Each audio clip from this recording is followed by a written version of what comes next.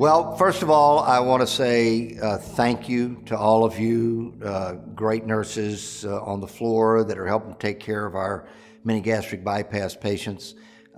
Consistently, the feedback I get from patients is about the excellent care they get. I've done this training once before, years ago, and so there's a few of the nurses here on the floor that have already heard all of this information. But I know there's a lot of new nurses, and you may have heard some of this information secondhand, but I felt like it was time to sort of revisit this topic and just give you a little bit of what I am looking for in that first 24-hour post-op period after mini gastric bypass. The nice thing is these patients are generally pretty easy to take care of. They're happy, they're excited.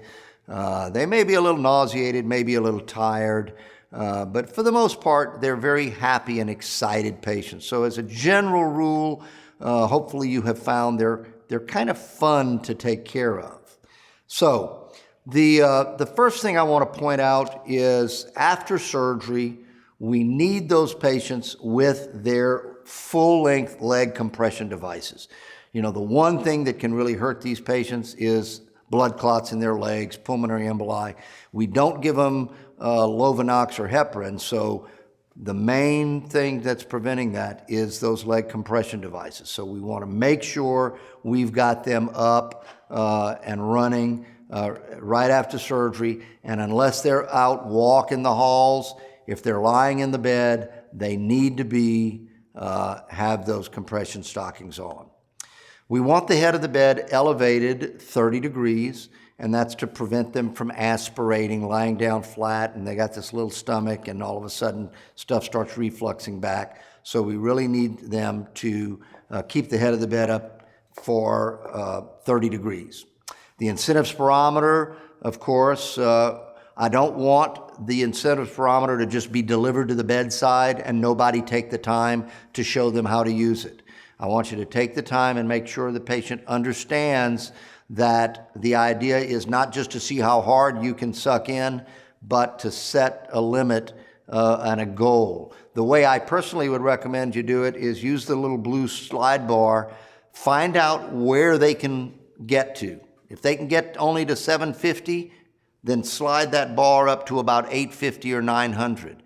I hate it when I walk in the room and I see that blue bar slid all the way up to 3,000. It clearly lets me know that nobody has really instructed these patients on how to use it. So with the incentive spirometer, find out what level they're at, and then tell them, here, let's nudge it up just a little bit above where you can get and focus on trying to get it to there. Once you can get it to there consistently, nudge it up just a little bit. They ought to be using that incentive spirometer several times an hour, so it ought to be kept close to their bedside. Now, for pain control, we've got IV morphine or Dilaudid, and usually that's enough to take care of things. If you could, transition over to the oral oxycodone or hydrocodone, whatever we have ordered at the time, as soon as the patient can tolerate it, and then reserve the IV only for kind of a breakthrough pain, not controlled from the overall medicine. Nausea control, of course, you'll find is one of your other main goals here. A lot of the patients come back and they're a little nauseated. Some of you may have seen this cocktail I give of multiple drugs. We usually reserve that for the day after surgery. If they're still having a lot of nausea, more than you think they ought to be having, if you would let me know that early in the day, 9, 10 o'clock in the morning, as opposed to waiting until 2 or 3 or 4 in the afternoon when I get there, we could give them that cocktail so that by the time I get there to discharge people, it will have already taken effect. Otherwise, just standard Zofran and Phenergan for most patients should do the trick. The other thing that's really important in these MGB patients is getting them up and walking them early. Don't wait or rely on physical therapy to do it. Family members could do it, but for the first 1 or 2 times, it ought to be the nurse or nurse's aide or somebody that's helping them get up. But we really want to encourage them to walk the halls all through the night. If they're not sleeping, and if they're laying up in bed and 2 o'clock in the morning complaining that they can't sleep, suggest that they get up and take a walk around the hallway. The more they can walk, The quicker everything starts functioning, the less risk of having blood clots in their legs, the less risk of pneumonia. So let's get that patient up and ambulating and mobile as early as possible. Once the patient is drinking their Gatorade pretty well, had some broth, seems to be tolerating their fluids pretty well, go ahead and switch their IV to an INT. They don't need necessarily that fluid going all night long. Oftentimes, if they've tolerated the fluids through the afternoon of surgery, usually by midnight or 1 or 2 in the morning, I should be able to come in the next day on most patients and find that their IVs have been converted over to an INT. Now, their stage 1 diet. Basically what these patients are told is their diet consists of Gatorade, broth, yogurt, and saltine crackers.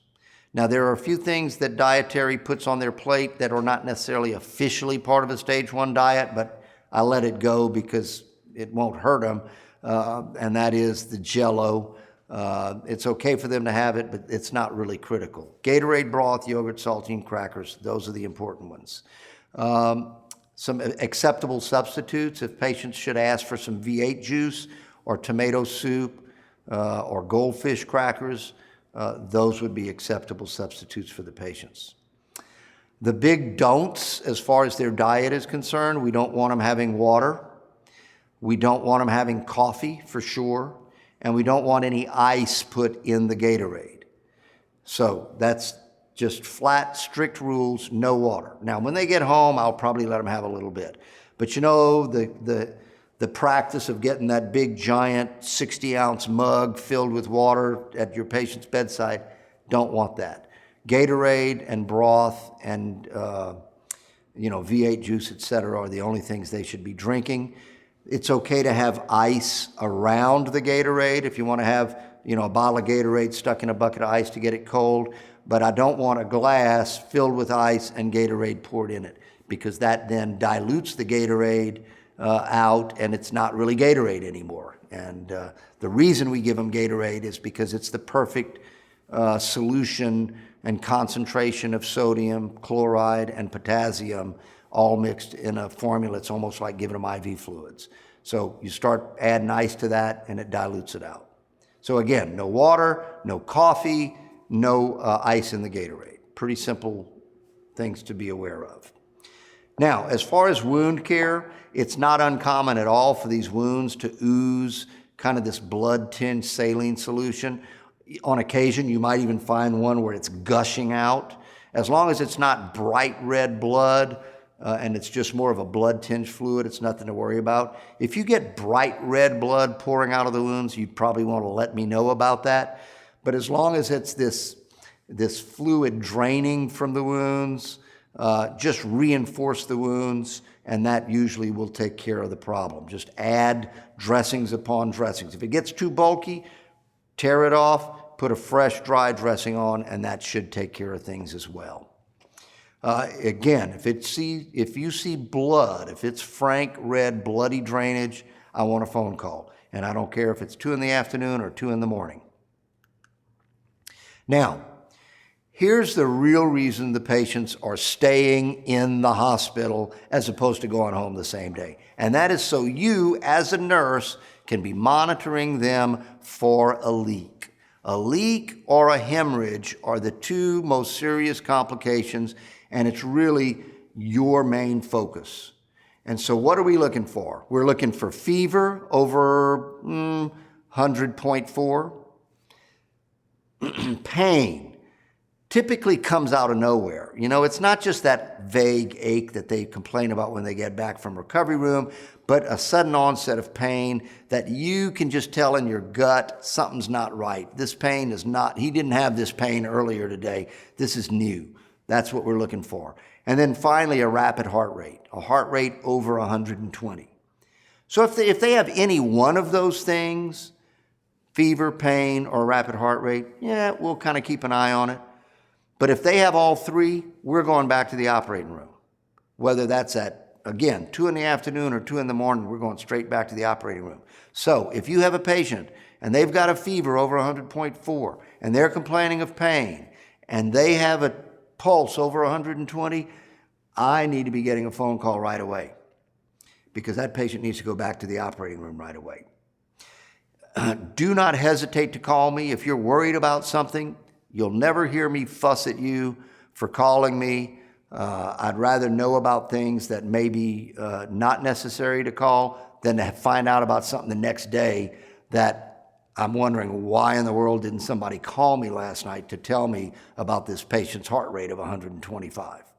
So keep those things in mind. This is your real mission as far as taking care of the MGB patients, is watching for a leak. So again, if you think the patient has a leak, you call me. Whether I'm on call or not, if you call the hospital operator to call me and they say, well, Dr. Hargroder is not on call tonight, it doesn't matter. You call me. My cell phone number is listed right here, 483-7090. Don't even go through the hospital operator. Call me directly. If for whatever reason it goes to voicemail, I also have a pager. I don't know what the pager number is. Call the hospital operator and she'll get it for you. But call me on my pager. If you can't get me there and it's during regular business hours, call me at the office, 206-2900. If using all three of those you don't get me, start the cycle all over again. If you can't get me on my cell phone and you can't get me on my pager, keep calling those every 5 minutes until I answer if you think the patient has a leak. Now, what are some other reasons to give me a call? We have in our standing orders Catapress or Clonidine for blood pressure over 180 systolic, or I think 96 or 98 diastolic. If you've given the 2 doses of Clonidine that are ordered and their blood pressure is still up, that would be a reason to call me. If their blood sugars go over 300 or less than, let's say, 70 or 80, that would be a good reason to call me. Or if there's an abrupt change in vital signs or a sudden onset of uncontrolled pain, again, good reasons to give me a call. So looking for a leak, all that other stuff I mentioned earlier there, that's just stuff you do taking care of the patient. But looking for a leak is your main job. And if you suspect a leak, I want a phone call. Everything else sort of takes care of itself. You might get better satisfaction ratings from the patients as far as all of this other stuff goes. But my big concern right now is that my nurses are attentive to watching these patients through the night to make sure if they show signs of a leak that I know about it as early as possible. Again, I think what you're going to find is most of these patients are enjoyable to take care of and easy to take care of. And I hope you'll find that I'm easy and enjoyable to work with. So by all means, communicate with me. If you have any concerns or questions about these patients, we want them to do as well as possible, get them in and out of the hospital as quickly as possible, usually that first day. And with your good nursing care, getting up out of bed, walking, moving, making sure they're getting their fluids and using their incidence spirometer, watching for a leak, we'll make that happen.